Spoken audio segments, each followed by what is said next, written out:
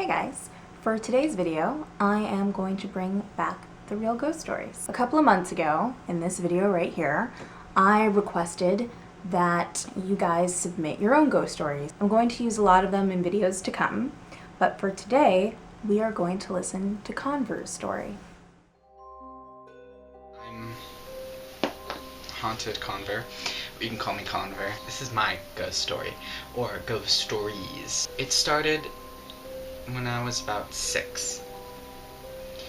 My dad and my mom had gotten a divorce. He kicked me and my mom out, so me and my mom went down to LA to live with family.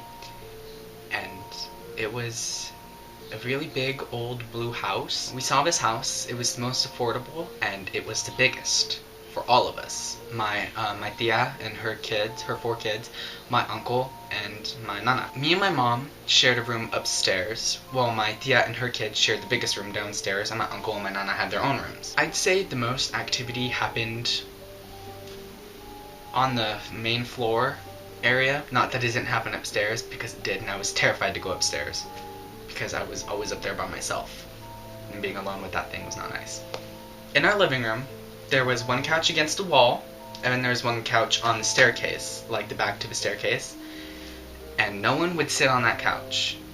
No one would want to sit on that couch, because you could feel this entity upstairs, and you could see it. If you looked up, it would be standing there watching you, just this black mass. And eventually we moved the sofa so we wouldn't have to. And upstairs, me and my mom had our room, and my mom was in college at the time, so she was going to school, and she wouldn't be home until late. So I'd have to be in my room by myself trying to sleep. But I couldn't, because this thing that liked to watch people on the stairs liked to go in my room at night, stand at the foot of my bed, and stare at me. Every single night he would just watch me.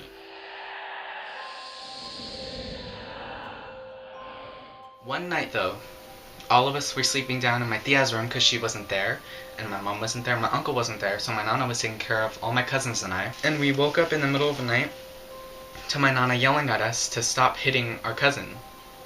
He was sleeping with her, and he was like 3 at the time. He was being beaten up, and my grandmother just thought it was one of us, but when she turned on the lights to look, no one was there, and he was still getting beat up. She could see the indents of people pushing down on him, and he had bruises.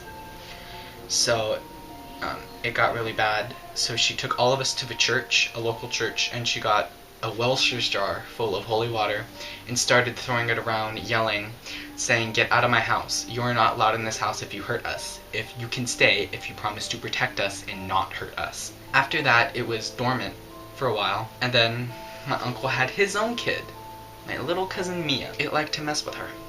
It came back. She had a little play area under the stairs, and my nana would be taking care of her, babysitting her and stuff, and me and my other cousins would be in their room, and we would hear her running away saying, "You no scare me, you no scare me," and she'd be looking behind her and like running away from something that wasn't there. I forgot his name. There is 20-year-old African American man. He would cut through our yard and jump over the fence every day, but of course he would ask for permission, because it was a shortcut. We would let him go through our yard and jump over the wall so he could go to his friend's house. So he did that every once in a while, but then he just stopped showing up one day. My grandmother saw him in our house. She saw him come through the door, which was closed and locked, and walk up the stairs. And she saw him, and when she went upstairs to see if he had gone up there, and he wasn't there, not in any of the rooms. Right around then, me and my mom moved out, and we came to where I live now, in this house. And that was the end of the blue house, the haunted blue house. It was really terrifying being there, especially since my mother didn't believe anything. Mainly my grandmother and my cousins and I were like, "What's going on?" Okay, so that's Conver's story. This is Conver's channel right here. I think it's called Haunted Conver. I hope I'm saying his name right. So let me know in the comments if you think the haunting in the blue house was real. it was so loud. I'm not even, like, I would like put the covers over my head. I didn't want to look because if it was a ghost, then it made it real, and like I just wanted to go back to sleep, and I'm really good at falling asleep usually, so like I put the covers over my head.